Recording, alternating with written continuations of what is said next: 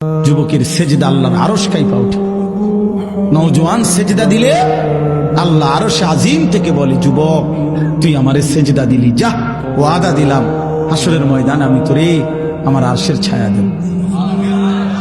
বাহ বাহ, তোরে আমি পাশে বসাবো নওজোয়ান, তুই স্টেজে বইবি, স্টেজে বসবি, বাকিরা তাকায় দেখবে, বাপরে আমগো এলাকার হেতে দি বাদশাহ। আল্লাহ তৌফিক দান করুন। চলেন এই আয়াতগুলোর তর্জমা বলি, শুধু তর্জমা। আল্লাহ তাআলা বলেন, কাল্লা ইদা দুক্কাতিল আরদু দাক্কান দাক্কা। বান্দা শুনো, যত লাফালাফি ফালাফালি করো মনে রাখো তুমিও একদিন থাকবা না, পৃথিবীও একদিন থাকবে না।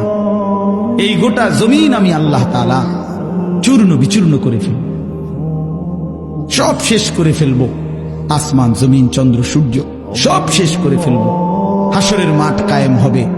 ওয়া রাব্বুক, আর তোমার রব, সমস্ত মানুষ দাঁড়িয়ে থাকবে হাসরের মাঠে।